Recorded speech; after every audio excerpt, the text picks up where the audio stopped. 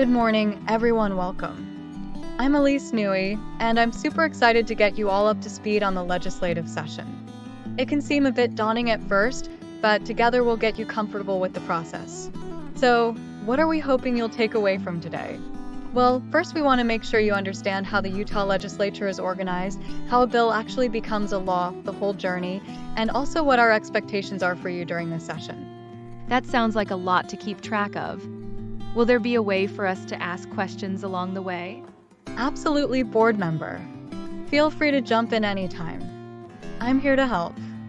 Let's start with the timeline because it's definitely a big factor. The Utah State Legislature is only in session for 45 days. This year, it's January 21st to March 7th. Yup, just 45 days. That means things move very quickly, so knowing what's happening and when is key for us. Wow, 45 days. That does sound intense. Okay, so who are the players? Just like Congress, our state legislature is bicameral. That's a fancy word for having two parts, two houses. We've got the House of Representatives with 75 members who have 2-year terms, and the Senate with 29 members with 4-year terms. Both are crucial, both get a say. The districts for the House are different from the districts for the Senate, so always keep that in mind when looking into particular legislation. So it's not just one group making all the decisions. That's good to know. Now, how does a bill actually go from someone's idea to being a law? It's a process, let me tell you.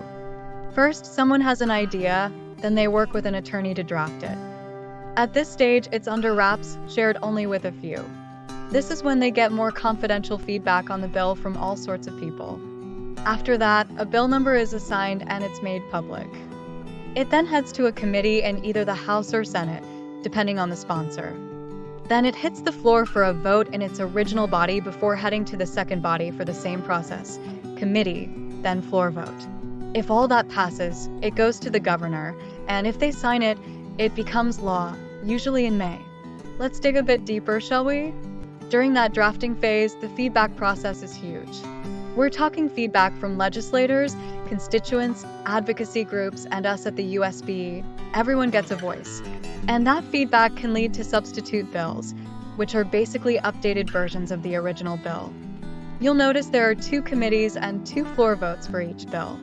Keep in mind that the bill may be changed along the way as feedback is incorporated. So, it's not just a straight line. There are lots of checks and balances along the way. Exactly. That's why it's important to be aware of each step.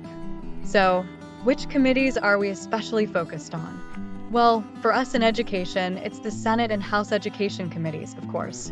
We also keep close watch on the Public Education Appropriations Committee and the Executive Appropriations Committee. These are the places where the real nitty-gritty discussions happen. The committee members decide whether to move a bill along, make substitutions, amend it, and so on. Here's some context. Last year, in 2024, 273 education-related bills were introduced, and 166 of them were passed. That's about a 61% passage rate. 113 of those were included in the Public Education Summary. This just gives you a sense of how much legislation is happening during the session. Wow, that's a lot of bills to track. It sounds like we'll be busy. So, where does the State Board of Education come in? Well, we're involved in a lot of ways. We give technical feedback on bills, make sure they align with our board priorities, and communicate with local education agencies about all of this. Our policy team works hard with drafting and feedback, tracking fiscal notes, and rule writing. We're really trying to keep the best interests of Utah students at heart. Now, this is important for you. As board members, your role during the session is key. Our weekly board meetings, which take place every Thursday at the Capitol, are where we'll discuss the legislation. We'll present the relevant bills, and you'll have a chance to request amendments. By attending meetings, we are looking for you to be actively involved in the process and understand the bills. So, we need to be prepared to ask questions and give our opinions during those meetings. Exactly. That's where your expertise comes in.